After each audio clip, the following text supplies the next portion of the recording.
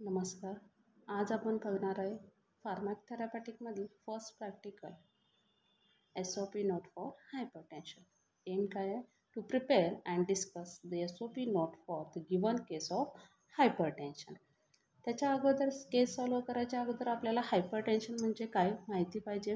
Hypertension काय आहे तर लास्ट व्हिडिओमध्ये बघितलेलं आहे आपण. हायपरटेन्शन म्हणजे काय, त्याचे सिम्पटम्स काय, ते कसं रिकवर करायचं. शॉर्टमध्ये आपण केस सॉल्व्ह करायच्या अगोदरसुद्धा बघणार आहोत हायपरटेन्शन म्हणजे काय. तर हायपरटेन्शन काय आहे? The force of blood on artery wall is called as blood pressure. म्हणजेच काय, the systolic blood pressure is greater than 140 mmHg and diastolic blood pressure is greater than 90 mmHg is called as hypertension. याच्यामध्ये normal value किती असते तर 120-80 mmHg. 120 systolic आणि diastolic 80 mmHg. त्याच्यानंतर त्याचे types, त्याचे दोन टाईप्स होते, primary hypertension and secondary hypertension.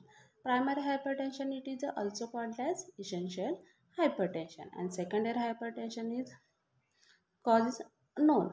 First primary हायपरटेन्शनमध्ये काय होतं तर cause is unknown and secondary hypertension is cause is non.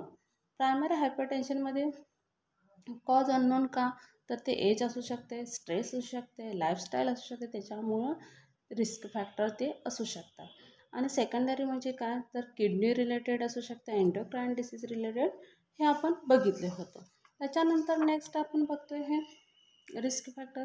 Risk factor काय काय होते? Common risk factor, age factor, obesity, stress, high intake of salt और saturated fat, alcohol smoking, alcohol and smoking, हे झालं रिस्क फॅक्टर. त्याच्यानंतर आपण त्याचे symptoms, clinical manifestation म्हणजे सिम्पटम्स बघितले.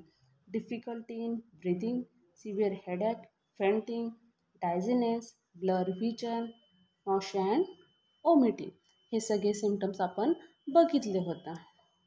त्याच्यानंतर आपण बघतो त्याचे प्रिव्हेंट कसं करायचं. प्रिव्हेंट कसं करायचं? फर्स्ट आहे life change and second dietary change. Lifestyle change म्हणजे काय तर जर पेशंट ओबेस असेल तर त्याला फॅट रिड्यूस करायसाठी एक्सरसाइज केली पाहिजे. आणि सेकंड डाएट चेंज म्हणजे काय तर कमी साल्ट असेल तो डाएट इनटेक करायचा आहे, त्याच्यामध्ये ते फूड इनटेक करायचं आहे. रिड्यूस डायटरी सोडियम इनटेक, त्याच्यामध्ये डॅश DASH डॅश डाएट देणार आहे आपण. त्याच्यामध्ये डॅश म्हणजे काय तर dietary approach to stop hypertension. आणि लास्ट आहे फार्मॅकोलॉजिकल मॅनेजमेंट. फार्मॅकोलॉजिकल मॅनेजमेंटमध्ये आपण बघितलं होतं डायरेटिक्स. आपण याच्यामध्ये बघू शकता डायरेटिक्स, अल्फा ब्लॉक डायरेटिक्स काय काम करते to increase urination to secrete sodium from body. त्याच्यानंतर अल्फा ब्लॉकर्स आहे, बीटा ब्लॉकर्स आहे, कॅल्शियम चॅनल ब्लॉकर्स आहे, त्याच्यानंतर AC इनहिबिटर आहे, त्याच्यानंतर अँजिओटेन्सिव्ह सेकंड रिसेप्टर ब्लॉकर आहे, त्याच्यानंतर वॅक्सोडायलेटर्स आहेत, आणि लास्ट सेंट्रली ॲक्टिंग ड्रग. हे सगळं आपण फर्स्ट व्हिडिओमध्ये बघितलं होतं हायपरटेन्शन म्हणजे काय. ही केस सॉल्व्ह करायच्या अगोदर आपल्याला हायपरटेन्शन म्हणजे काय हे ब्रीफमध्ये माहिती पाहिजे, तरच आपण केस सॉल्व्ह करू शकतो व त्यातले सिम्पटम्स ओळखणं, त्याचे रिस्क फॅक्टर किंवा त्याचे फार्मॅकोलॉजिकल मॅनेजमेंट काय देणार आहे हे आपण ओळखू शकतो. त्याच्यानंतर आली केसचा पॉईंट. केस मी सेपरेट पेजवर घेतले कारण की आपल्याला केसवर फोकस करायचा आहे. केसमध्ये काय सांगितलं आहे ते पहिल्यांदा लक्षात घेतलं पाहिजे. त्याच्यामध्ये सांगितले फर्स्ट काय, mister SK 55 years old man of African Caribbean origin visited to the hospital having headache in the morning for the last week, sometimes dizziness and have episodes of fainting. काय सांगितलं आहे? मिस्टर SK हा African Caribbean वंशातील 55 वर्षाचा पुरुष आहे. त्याला काय व्हायला लागले तर गेल्या आठवड्यापासून डोकेदुखी, चक्कर येणं किंवा एपिसोड्स ऑफ फेंटिंग म्हणजे कॉन्शियसनेस, अनकॉन्शियसनेस किंवा brief consciousness, loss of consciousness, पण हे सिम्पटम्स त्याला दाखवायला लागले. त्याने काय केलं त्याच्यानंतर हे सिम्पटम्स दाखवल्यामुळं he has secondary occupation of the sitting job. दाखवल्यामध्ये त्याने हॉस्पिटलमध्ये व्हिजिट केलं. त्याच्यानंतर पुढे काय सांगितलं आहे, त्याचा बैठी व्यवसाय. He has a secondary occupation, म्हणजे त्याचा बैठी व्यवसाय आहे. त्यामुळं काय व्हायला लागलं आहे, he has consistently increase the BP over several weeks. गेल्या आठवड्यापासून त्याची सारखी BP वाढायला लागली. त्याच्यातला लोएस्ट BP किती आहे, तर त्याची 55 ते 98 mmHg. Systolic blood pressure is 155 and diastolic blood pressure is 98 mmHg. त्याच्यानंतर काय सांगितलं आहे आपल्याला त्याचं, तर he is overweight and diabetic and being treated with metformin. हा लठ्ठ आहे किंवा वजन जास्त आहे आणि त्याला काय झालं तर डायबेटिक मधुमेह आहे आणि त्याच्यामुळे त्याला कुठली गोळी सुरू आहे तर मेटफॉर्मिन हे टॅबलेट सुरू आहे. He it's excessive quantity of saturated fat and salt. तो जास्त प्रमाणात काय करतोय, सॅच्युरेटेड फॅट आणि मीठ खातोय. त्याच्यानंतर he smokes 25 cigarettes daily and drinks 2 units of alcohol per weeks. काय सांगितलं आहे त्यांनी, तो दिवसाला 25 सिगारेट ओढतोय आणि दर आठवड्याला 2 units दारू पितोय. त्याच्यानंतर सांगितले त्याचे रिनल फंक्शन्स आणि urinalysis is both normal. Objective data पण भेटलेला आहे आपल्याला.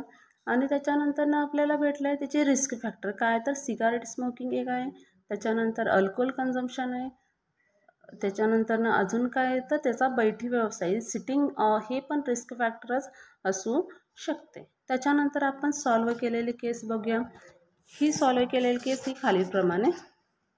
त्याच्यामध्ये काय सांगितलं आहे, पहिल्यांदा फर्स्ट आहे पर्सनल डिटेल. पर्सनल डिटेलमध्ये काय तर पर्सनल डिटेलमध्ये काय तर नेम, एज, जेंडर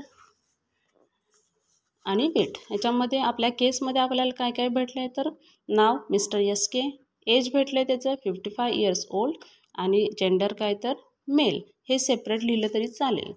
त्याच्यानंतर चीफ कंप्लेंट काय व्हायला लागलं तर headache in the morning from the last week. त्याच्यानंतर अजून काय एपिसोड्स ऑफ फेंटिंग आणि इन्क्रीज इन BP, हे त्याला सिम्टम्स दाखवायला लागले. त्याच्यानंतर नेक्स्ट आहे हिस्ट्री ऑफ प्रेझेंट इलनेस, मागचा पाठपुरावा. ह्याच्या मागं काय झालं तर एक आपण ह्याच्यामध्ये अजून ॲडिशन करू शकतो आहे, त्याची BP कॉन्स्टंटली वाढायला लागल्या, हेडॅक व्हायला लागल्या, डायझिनेस आहे आणि अजून ॲडिशन काय करू शकते तर त्याला डायबिटीज आहे. ओके, अजून ह्याच्यामध्ये अजून काय ॲड करू शकतो आपण, त्याला डायबिटीज आहे. त्याच्यानंतर फॅमिली हिस्ट्री सांगितलं, family history no. Medical history काय तर मेडिकल हिस्ट्रीमध्ये काय सांगितलं तर मेडिकल हिस्ट्रीमध्ये त्याला सांगू शकतो आपण त्याला काय व्हायला लागलं आहे. ओके, त्याच्यानंतर नेक्स्ट आहे allergic no. Review of symptoms कुठले दाखवायला, headache, dizziness, fainting, increase in BP. Current medication कुठलं आहे तर मेटफॉर्मिन. Allergic condition no. त्याच्यानंतर ऑब्जेक्टिव्ह डाटा आपल्याला 2 भेटला आहे. एक आहे तर BP ओव्हर रीडिंग किती आहे 155/98 mmHg. त्याच्यानंतर नेक्स्ट आहे युरिन ॲनालिसिस आणि रिनल फंक्शन इज नॉर्मल. हे झालं ऑब्जेक्टिव्ह डाटा. असेसमेंटमध्ये प्रॉब्लेम काय आहे तर हायपरटेन्शन, ग्रेड 1 हायपरटेन्शन आपण त्याचं क्वांटिटीवरनं करू शकतो.